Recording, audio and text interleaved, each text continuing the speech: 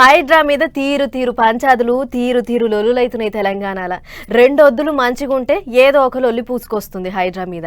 శుక్రవారం నాడు నోటీసులు ఇస్తుర్రు, శనివారం నాడు విచారణకు రావాలంటుర్రు, ఆదివారం నాడు కూలగొడుతుర్రు. గింతన్న టైం ఇవ్వకుంటే ఎట్లా అని మళ్ళోసారి రాష్ట్ర పెద్ద కోర్టు హైడ్రా వాళ్లకు వార్నింగ్ ఇచ్చింది.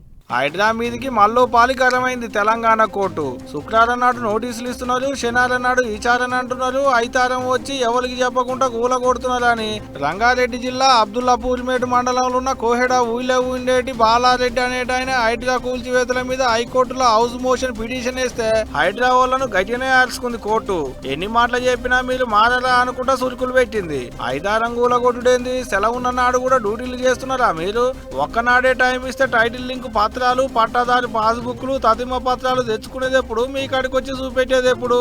ఇంత శనివారం నాడు సెలవు ఉంటే ఇక తెల్లారి వాళ్ళు ఇల్లు కూలినట్టేనా అని మస్తు గరమైంది కోర్టు జడ్జి సారు. హైడ్రాతోని పాయిది ఎంతుందో ఏమో గానీ మాత్రం చేయొద్దు, ఒక్కనాటితోని హైదరాబాద్ మారదు అనుకొచ్చిండు సారు. గవర్నమెంట్ చోట్ల బంగ్లాలు కడితే నోటీసులు ఇవ్వాలి, వాళ్ళు మంచి షెడ్యూల్ విచారణ చేసుకుందానికి, అసలైన పత్రాలు తెచ్చుకుందానికి ఓ వారం అన్న టైం ఇవ్వాలి అనుకొచ్చింది కోర్టు. కాదని ఇట్టనే మాత్రం చేస్తాం, పబ్లిక్ ను ఆగం పట్టిస్తామంటే హైడ్రా మీద కూడా స్టే ఇస్తామనికి వచ్చింది. ఇవాళ నోటీసులు ఇచ్చుడు, తెల్లారిపోయి కూలగొట్టుడేంది, ఇటువంటి పనులు అన్ని ఆపుకోవాలి.